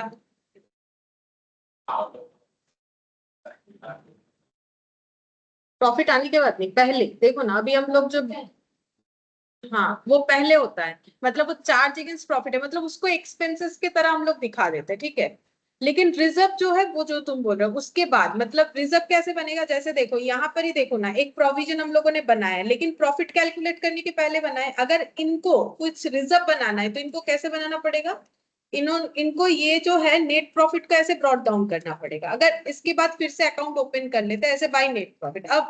अब वो चाहते हैं कि मुझे कुछ पैसा रिजर्व में रखना है। रिजर्व का मतलब क्या होता है, जैसे हम लोग बैंक में पैसा रखते हैं, वो हम लोग का क्या है, रिजर्व पैसा है। एक्सेस है तो ही तो रखते हैं ना, घर के मतलब खर्चे से उठा के थोड़ी ना रख सकते हैं, तो फिर हम लोग जो डेली का खर्चा है वो कैसे निकालेंगे, एक्सेस कुछ है तो ही बैंक में रख सकते हैं। तो वो होता है रिजर्व। अब कोई भी ऑर्गेनाइजेशन क्या क्या रिजर्व बना सकता है, लाइक जनरल रिजर्व, ठीक है। उसके पास जनरल रिजर्व का पर्पस क्या है, देखो पहला बात है रिजर्व और प्रोविजन में फर्क ये होता है कि रिजर्व के लिए हम लोग जो पैसा रखते हैं उसके लिए लाइबिलिटी फ्यूचर में कितना होगा वो हमें नहीं पता, वो हम लोग एस्टिमेट नहीं कर पाते, ठीक है। तो तुम लोग बोलोगे प्रोविजन भी तो हम लोग एक एजम्पशन बेसिस पे ही करते हैं, लेकिन उसका एक परसेंटेज तो हमें पता है ना कि हाँ हो सकता है मेरा इतना परसेंट कम होगा, कि इतना परसेंट मेरा डेटर जो है वो नहीं पेमेंट कर सकता है, ठीक है।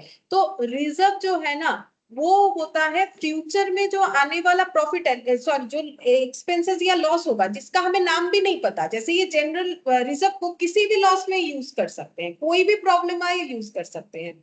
और कुछ स्पेसिफिक रिजर्व भी होता है जैसे वर्कमैन कंपेंसेशन रिजर्व, ठीक है। वर्कर लोग फैक्ट्री में काम कर रहे हैं तो वो चोटिल हो सकते हैं, उनको चोट लग सकता है, तो उसके लिए अगर काम करते करते वर्कर को चोट लगता है तो पेमेंट ऑर्गेनाइजेशन को करना पड़ता है, ये लेबर में रूल्स है लेबर एक्ट का, ठीक है। तो अगर कंपनी को ऐसा अचानक से बार बार खर्चा आने लगे क्योंकि लोग काम करते हैं तो प्रॉब्लम तो होता ही है, तो फिर वो लोग क्या कर सकते हैं उसके लिए एक रिजर्व बना सकते हैं। लेकिन ये कोई बोल सकता है कि पूरे साल में कितना वर्कर चोटिल होगा, ये तो कोई नहीं बोल सकता ना, इसका कोई एजम्पशन भी नहीं है, कोई चाहेगा ही नहीं पहला बात कि कोई वर्कर को भी चोट लगे फिर भी। लेकिन हमें इस लाइबिलिटी का जरा भी अंदाजा नहीं है कि कितना हो सकता है, एक वर्कर को लगेगा, कितना ज्यादा लगेगा, उस पर कितना खर्चा होगा, माइनर सा होगा कि मेजर सा होगा, वो भी हमें नहीं पता। तो ये सब जो रिजर्व बनता है वो ऐसा रिजर्व है जिसका कितना आगे जाके लाइबिलिटी जनरेट होगा उसका हमें कोई भी अंदाजा नहीं है। लेकिन जो हम लोग प्रोविजंस क्रिएट करते हैं वो प्रॉफिट के पहले करते हैं, और वो हम लोग एक एजम्पशन बेसिस पे करते हैं। लेकिन इसका तो हमारे पास कोई एजम्पशन भी नहीं है, हम लोग ऐसा नहीं बोल सकते कि वर्कर के पीछे मेरा 1 लाख का बिल आएगा। अब अगर उतने का उसे चोट ही नहीं लगा तो कैसे आएगा, अगर ज्यादा चोट लगा तो उससे ज्यादा भी आ सकता है। लेकिन जो प्रोविजन जैसे देखो ना, डेटर का क्रिएट किया इन्होंने, कितना एजम्पशन लगाया 5%, आसपास होगा, ठीक है, आसपास होगा, थोड़ा कम हो सकता है, थोड़ा ज्यादा हो सकता है। लेकिन ये 5% वो कैसे बता रहे हैं, उनके एक्सपीरियंस से, इतने मतलब इतने दिन बिजनेस कर रहे हैं तो उनको एक अंदाजा है कि भाई 100 रुपए में मुझे 5 रुपए कस्टमर नहीं देता है, ठीक है। जैसे अगर मुझे पूछोगे, हम भी बोल सकते हैं कि मेरा भी कितना बैड डेप्ट होता है, ठीक है, मैक्सिमम मेरा बैड डेप्ट नहीं होता है, हम यही बोलेंगे। मैक्सिमम किसी का भी नहीं होता है, ठीक है, ज्यादा अच्छे लोग ही होते हैं, ठीक है, ऐसा बहुत कम देखने को मिलता है कि कोई ऐसा कर रहा है, ठीक है। तो वो सभी के बिजनेस में होता है, तो वो एक एस्टिमेशन हो जाता है, ठीक है। तो वैसे देखो हर एक चीज का एस्टिमेशन, लेकिन ये चोट लगने का एस्टिमेशन हम लोग नहीं कर सकते कि कितना चोट लगेगा, ठीक है। तो वर्कमैन कंपेंसेशन रिजर्व, तो बेसिकली प्रोविजन और रिजर्व में फर्क ये है कि प्रोविजंस जो है वो भी हम लोग फ्यूचर के लाइबिलिटी के लिए ही बनाते हैं, लेकिन उसका हमारे पास थोड़ा बहुत एस्टिमेशन जरूर है, लेकिन रिजर्व का कोई भी हमारे पास एस्टिमेशन नहीं होता है, ठीक है। तो तुम लोग 2 कॉलम बना लो, एक लिखो प्रोविजन और एक लिखो रिजर्व, ठीक है। हम डिफरेंस के हिसाब से लिखवा देते हैं, अगर नॉर्मल भी पूछेगा तो उसी को सेंटेंस बना के तुम लोग लिखते हो, ठीक है। सबसे पहले इसका हम यहाँ पर लिखते हैं मीनिंग, ठीक है, ऐसे मतलब हम यहाँ पर पैरामीटर्स दे देते हैं, उस हिसाब से लिखवा रहे हैं। अब जैसा क्वेश्चन आएगा तुम लोग वैसा लिख सकते हो। It is created to non light,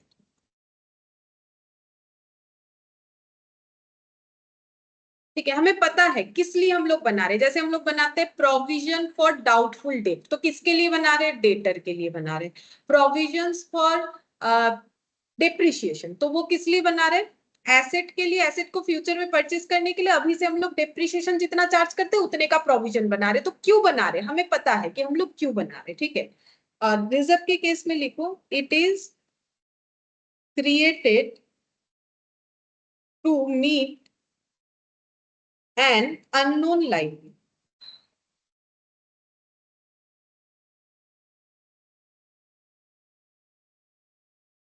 unknown liability क्या होगा, उसको पे करने के लिए हम लोग रिजर्व बनाते हैं। जैसे देखो अब तुम लोग बोलोगे वर्कमैन वाला तो वर्कमैन को ही जाता है, हाँ जाता है, लेकिन जो जनरल रिजर्व है वो तो कहीं भी जा सकता है। अगर वर्कर को चोट लगा, हमारे पास वर्कमैन कंपेंसेशन रिजर्व नहीं है, तो हम लोग जनरल रिजर्व से भी उसे दे सकते हैं, ठीक है। इसके अलावा होता है डिविडेंड रिजर्व, डिविडेंड पे करने के लिए, लेकिन डिविडेंड भी तो कंपनी कितना पे करेगा वो तो हर साल डिक्लेयर करता है। प्रेफरेंस का बात छोड़ो, वो तो फिक्स होता है, लेकिन इक्विटी का तो हर साल कंपनी अपने हिसाब से बोलते हैं ना, तो उनको भी नहीं पता, ठीक है, कि कितना हो।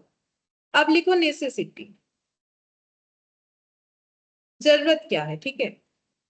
लिखो इसका लीगल नेसेसिटी है, मींस ये है चार्ज एगेंस्ट प्रॉफिट, ठीक है। और इसका लिखो voluntary, means appropriation of profit.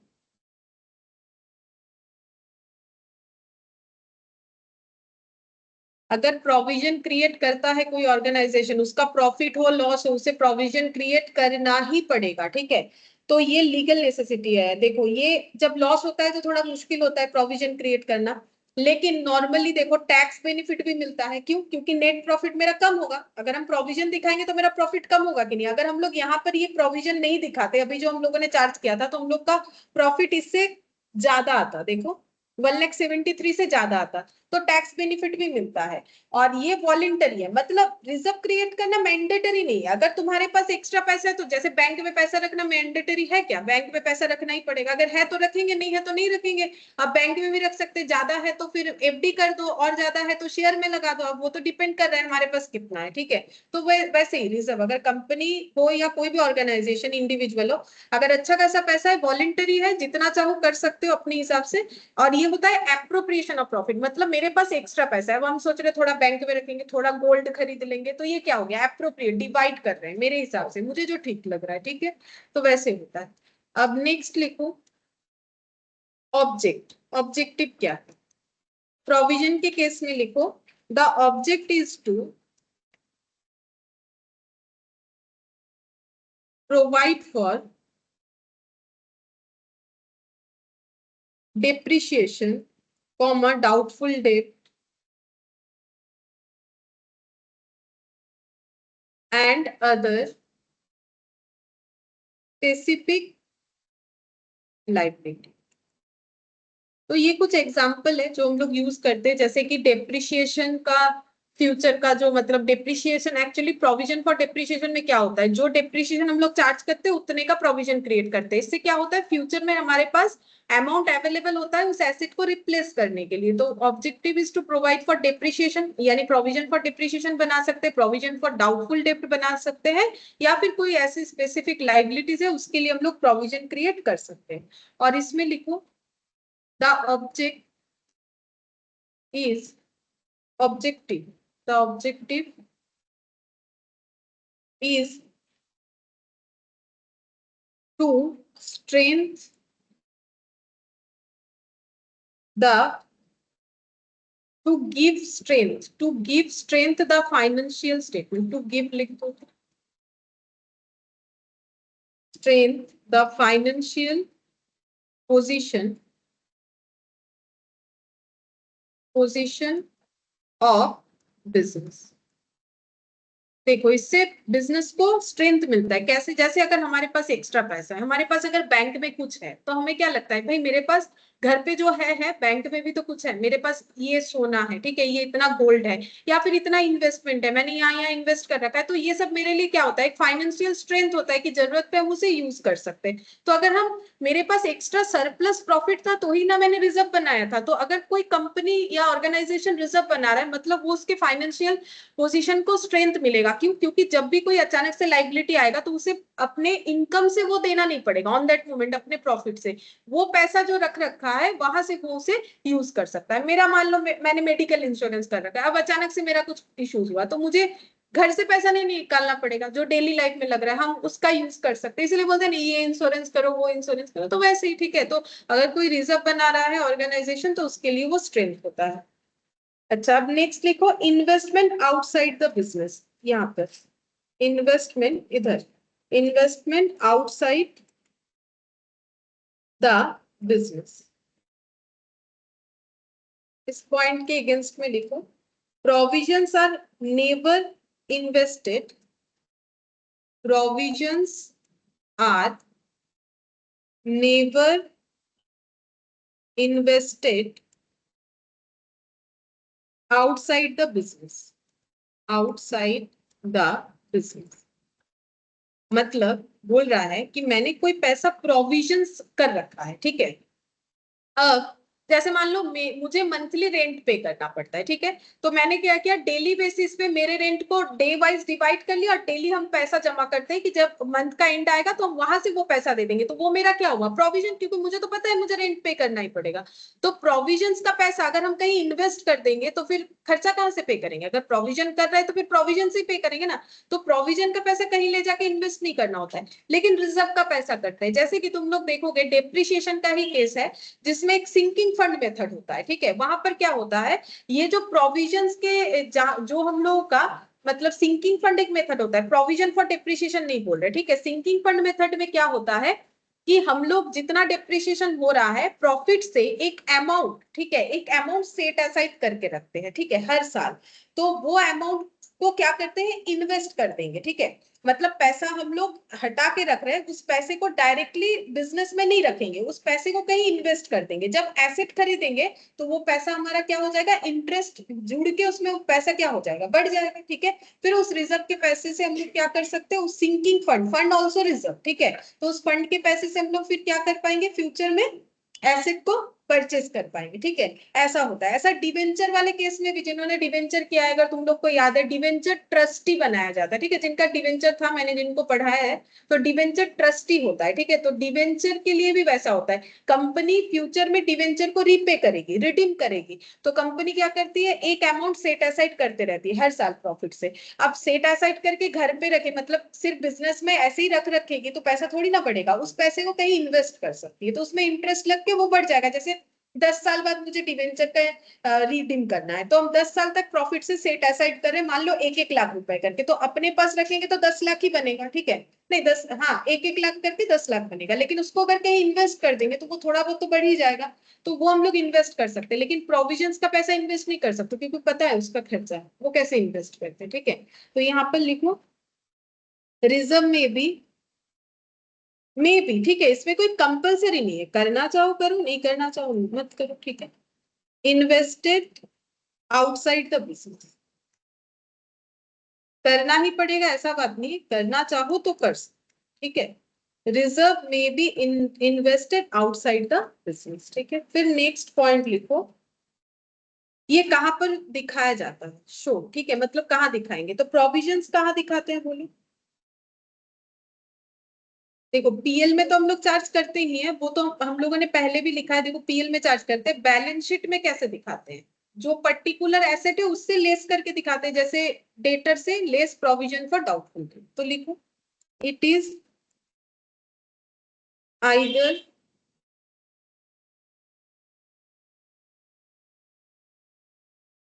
shown on asset side by way of deduction from asset for which it is created. It is either shown on asset side by way of deduction from asset for which it is created. जिस वजह से, जिस asset के वजह से ये create हुआ है उसी से लेस कर देंगे। फिर नेक्स्ट इधर लिखो, रिजर्व कहाँ दिखाते हैं, इट इज, ये कहाँ दिखाते हैं बोल सकते हैं, बैलेंस शीट में लाइबिलिटी साइड में रिजर्व सरप्लस बोल के उसके हेडिंग में दिखाते हैं, ठीक है। Is it is shown on the liability side, ये कंपनी अकाउंट्स में सबसे अच्छे से पता चलता है, ठीक है। Liability side under the head reserve and surplus. Individual person भी कर सकता है, अगर वैसे क्वेश्चन में आए तो उसको भी हम लोग लाइबिलिटी साइड में ही। और last point, utilisation for dividend, utilisation for dividend. अच्छा, क्या प्रोविजन का पैसा हम लोग शेयर होल्डर को डिविडेंड देने के लिए यूज कर पाएंगे, कभी नहीं कर पाएंगे, लेकिन रिजर्व का पैसा कर सकते हैं आराम से, ठीक है। जैसे जनरल रिजर्व को तो इजीली कर सकते हैं, अगर डिविडेंड इक्वलाइजेशन रिजर्व बनाए वो तो पर्टिकुलर उसी पर्पस के लिए उसको भी यूज कर सकते हैं, कम पड़े तो जनरल रिजर्व से यूज कर सकते हैं, ठीक है। लेकिन प्रोविजंस का पैसा कभी भी प्रॉफिट डिस्ट्रीब्यूशन के काम नहीं आता है, तो लिखो it can't be utilised for distribution as dividend among shareholders.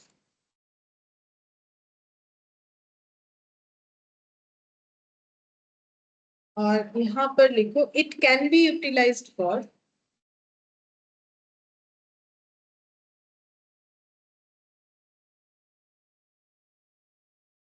distribution as dividend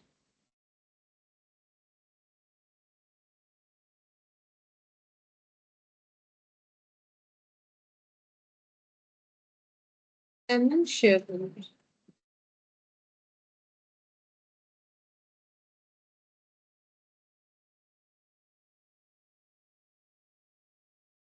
ठीक है, तो ये हम लोग ओवरऑल एक लिखा है। ठीक है, जैसा क्वेश्चन आएगा वैसा तुम लोग ये लिख सकते हो। मेन चीज यही है कि जो रिजर्व है वो प्रॉफिट अगर एक्स्ट्रा होता है तो ही कोई बना पाएगा, लेकिन प्रोविजंस बनाना ही पड़ेगा क्योंकि हमें पता है वो लाइबिलिटी होगा ही। ठीक है, अब लास्ट एक क्वेश्चन करते हैं और कुछ नहीं करेंगे इसमें। जस्ट तुम लोग को बताना है कि कौन सा पॉइंट कहां पर जाएगा। जैसे यहाँ देखो बोला है कि ये कोई कंपनी का नाम दिया है, प्रॉफिट एंड लॉस अकाउंट में इनका ये सब डेटा था। डेप्रिशिएशन इन्होंने इतना दिखाया था, बैड डेब्ट्स राइट ऑफ दिखाया था, increase in provision for doubtful डेब्ट, retained profit for the year, liability for tax. ठीक है, करना क्या है तुम लोग को, बस तीन चीज करना है कि तुम लोग को ये बताना है कि इसमें से कौन सा प्रोविजन का पार्ट है, कौन सा रिजर्व का है, और कौन सा दोनों में से किसी का भी नहीं है, ये बताना है। ठीक है, तो बोल सकते हैं। चलो एक बार लिख लेते हैं, इधर लिखो क्वेश्चन नंबर 13। ठीक है, तो मुझे जस्ट बताओ, जैसे कि डेप्रिशिएशन दिया हुआ है 57,500, ये चीज पीएल में दिख रहा था, तो पीएल में कैसे दिख रहा था, टू डेप्रिशिएशन बोल के। ठीक है, तो डेप्रिशिएशन क्या होगा बोलो, क्या ये प्रोविजन में जाए? हाँ, डेप्रिशिएशन का प्रोविजन क्रिएट कर सकते हैं। ठीक है, तो तीन नाम लिख लो, फिर उसके बाद हम दिखाते हैं। ऐसे करके लिखो यहाँ पर, ए लिखो ट्रांसफर टू प्रोविजन, तो जो प्रोविजन में ट्रांसफर होगा वो पॉइंट लिख देंगे। फिर बी पॉइंट में लिखो ट्रांसफर टू रिजर्व। ठीक है, फिर सी पॉइंट में लिखो not related to provision non reserve. ठीक है, ना तो प्रोविजन में जाएगा ना तो रिजर्व में जाएगा, कुछ नहीं, तुम लोग को नाम देख के सिर्फ यहाँ पर बताना है। ठीक है, नाम जस्ट लिख लेंगे, अभी जो सीखा उसका एक जो है नॉलेज हो जाएगा। ठीक है, ट्रांसफर टू प्रोविजन लिखा है, T/8 मतलब ट्रांसफर, ट्रांसफर टू रिजर्व, और नॉट रिलेटेड टू मतलब ना तो प्रोविजन का पार्ट है ना तो रिजर्व का पार्ट है। ठीक है, तो तुम लोग को जस्ट बताना है कि कौन सा क्या होगा। अच्छा देखो, जैसे कि अभी तुम लोगों ने बोला डेप्रिशिएशन, ये हमारा प्रोविजन में जाएगा। ठीक है, तो यहाँ पर .1 लिख दो या फिर डेप्रिशिएशन लिख दो, जो ठीक लगे। ठीक है, .1 यहाँ पर लिख दिया। फिर बोला है देखो बैड डेप्ट रिटर्न ऑफ, तो बैड डेप्ट रिटर्न ऑफ बोला है, तो बोलो ये क्या होगा। ये किसी में भी नहीं जाएगा, ना तो प्रोविजन है ना तो रिजर्व है, क्योंकि ये बैड डेप्ट का प्रोविजन नहीं है। ये क्या है, बैड डेप्ट रिटर्न ऑफ, मतलब ये तो हो चुका है, इसमें कोई डाउट थोड़ी ना है। डाउटफुल के लिए तो बनाते हैं प्रोविजन। बैड डेप्ट रिटर्न ऑफ मतलब पक्का पक्का 21,000 इनको और आगे जाके नहीं मिलेगा। अगर फ्यूचर में बैड डेप्ट रिकवरी हुआ वो बात अलग है। ठीक है, वो तो हमें नहीं देखना है। तो यहाँ पर क्या हो जाएगा, सेकेंड वाला मेरा यहाँ पर आएगा, ना तो ये प्रोविजन से रिलेटेड है ना तो ये रिजर्व से रिलेटेड है। ठीक है, अच्छा अब उसके बाद देखो इंक्रीज इन प्रोविजन, अब ये तो बोल ही रहा है कि प्रोविजन में और भी 18,000 प्रोविजन बनाना है, तो ये तो प्रोविजन का ही पार्ट होगा। तो यहाँ पर कितना हो जाए, 3। ठीक है, ये प्रोविजन में दिखा दिया, तुम लोग चाहो तो लैंग्वेज लिख लेना बाद में। ठीक है, अच्छा इसके बाद फोर्थ नंबर देखो, रिटेन्ड प्रॉफिट। रिटेन्ड प्रॉफिट का मतलब क्या होता है, जो हमारा प्रॉफिट हुआ है, तो प्रॉफिट किसका पार्ट होता है। रिजर्व सरप्लस के अंडर क्या क्या लिखते हो, पीएल लिखते हो, जनरल रिजर्व लिखते हो, डिविडेंड इक्विलाइजेशन रिजर्व लिखते हो, कैपिटल रिडम्पशन रिजर्व, बहुत सारा रिजर्व होता है। ठीक है, तो उसमें पीएल आता है कि नहीं आता, आता है, तो पीएल भी तो हमारा क्या है, रिजर्व एंड सरप्लस के अंडर ही तो आता है। अब पीएल से जो रिजर्व क्रिएट होता है उसका स्पेसिफिक नाम होता है, तो ये वाला कहां पर जाएगा, रिजर्व में जाएगा। जो प्रॉफिट है वो तो रिजर्व सरप्लस के अंडर ही लिखते हो। देखो कंपनी अकाउंट्स कभी किए हो तो याद करो, रिजर्व सरप्लस पीएल लिखते हो, उसके नीचे जनरल रिजर्व ये सब लिखते हो। अच्छा, तो हम लोग का अब ये लाइबिलिटी फॉर टैक्स, तो लाइबिलिटी फॉर टैक्स का मतलब देखो टैक्स के लिए भी प्रोविजन क्रिएट करना होता है, क्योंकि हमें पता है कि हमें अगर कंपनी है स्पेशली, ठीक है, टैक्स का स्लैब होता है। अगर किसी को पता है कि मेरा टैक्सेबल इनकम है तो वो पहले से ही क्या करेगा, अपना प्रॉफिट से लाइबिलिटी, तो उसको क्या बोलते हैं, लाइबिलिटी फॉर टैक्स को क्या बोलते हैं, प्रोविजन फॉर टैक्सेशन। तो फिर ये प्रोविजन का पार्ट हो गया, तो ये हम लोग का प्रोविजन होता है। ठीक है, तो ऐसा छोटा मोटा क्वेश्चन हमें पूछ सकता है, तो फिर अगर हमारे पास क्लियर आइडिया रहेगा तो हम लोग ये कर सकते हैं। ठीक है, बस आज इतना ही होने।